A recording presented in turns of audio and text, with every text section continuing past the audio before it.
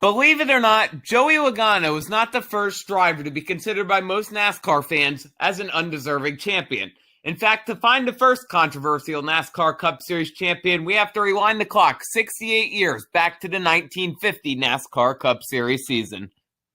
The story begins in 1949 when the NASCAR Strictly Stock Series was first introduced. The platform to legally race caught the eye of a 22-year-old Bill Rexford from Conwango, New York.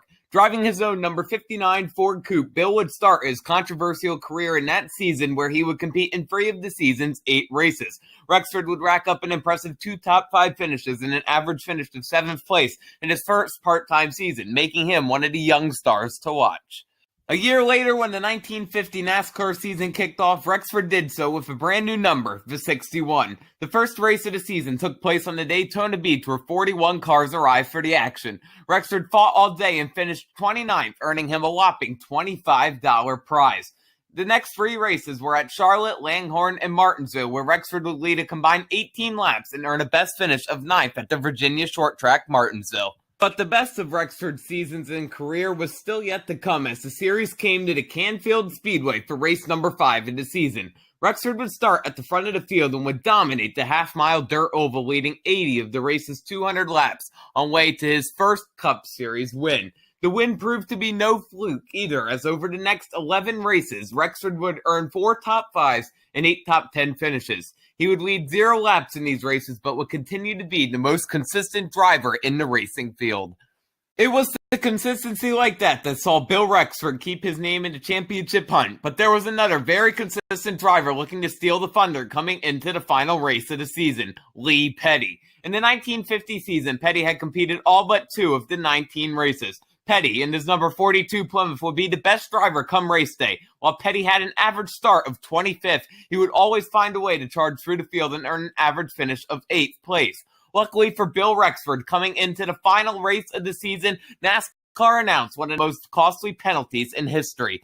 Lee Petty was found to have been racing in illegal, non-NASCAR sanctioned events. As a result, the Petty and the number 42 team were docked 809 points, which at the time was the equivalent of 4 race wins or 5 third-place finishes. This penalty would set Petty and the number 42 team far behind and far out of the championship hunt. In addition to Petty, there was heavy competition from the driver to number 11, Fireball Roberts. Robert had only started in half of the season's races, but he managed to pick up a win at Hillsborough and a pole at North Wilkesboro. He managed to lead 60 laps total and get an average finish of 11th place. After a little bit of a slump with back-to-back finishes outside the top 15, Roberts had earned his nickname Fireball, as in a 4-race stretch he managed to get a win, back-to-back second places, and a third-place finish. With the way the points stood following the Lee Petty penalty, Roberts would only need to score a top 5 finish in the final race to secure himself the championship. The biggest competition of all, however, came from Curtis Turner. Driving his number 41 Oldsmobile, Turner had completed 16 of the season's 19 races, scoring 4 dominating wins at Rochester, Charlotte, Dayton, and Darlington. He also scored 4 poles that season, winning from the pole twice at Rochester and Charlotte. The Kevin Harvick of the time had annihilated the competition by leading 1,110 laps and scoring an average finish of 14.6, due mostly to a 60th place finish at Darlington. In order to win the championship, Turner would simply have to finish the race. On October 29, 1950, the stage was set, and it was finally time to crown the second NASCAR champion in history. 29 cars arrived at the Hillsborough Speedway to decide it all. In qualifying around the 1-mile dirt oval, Bill Rexford was slowest of the pack, qualifying 29th. Curtis Turner, his closest competition for the title, started 1 spot better in 28th, and Lee Petty qualified in 15th. Fireball Roberts showed his early speed as he would start the best of the championship contenders in 2nd place. As soon as the green flag flew on the 200-lap race, Curtis Turner headed pit side due to a blown-up engine. Rexford's closest competition was now eliminated from the race before lap 1 was completed. Now Bill Rexford could set his sights on chasing down Fireball Roberts for the championship. Rexford was pushing his Oldsmobile to the limits, and on lap 24, it caught up with him. Rexford's engine blew, and at the time it looked like so did his championship hopes. All Fireball Roberts had to do to be crowned champion was finish top 5. As the race dragged on, it looked as if Roberts was going to do just that and be crowned the champion. But on lap 126, he changed his motives and started pushing for the win, trying to catch Lee Petty. Fireball Roberts caught a puff of smoke on lap 126 as his engine blew up along with his hopes of being crowned champion. Due to darkness in the area, the race was called at lap 175 with Lee Petty leading the race.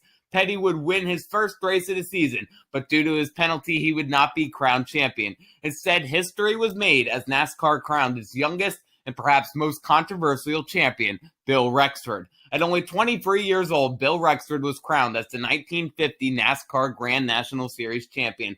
His 1950 championship season stats are as follows: 1 win, 5 top 5s, 11 top 10s, 3 DNFs, and an average finish of 10.9. Rexford would race on until the 1953 season. He never won another race or championship again. In 1998, Rexford became the only driver with a Cup Series championship not to be elected to NASCAR's top 50 greatest drivers of all time. Rexford's story will forever be one of the most controversial stories in NASCAR history. So that does it for this video. For more NASCAR content, be sure to subscribe below and follow me on Twitter at KEMMO Cup Series. Comment down below if you think Rexford deserved this title, and be sure to say why. This is Big KEMMO on YouTube. Thanks so much for watching, and we'll see you in the next NASCAR video.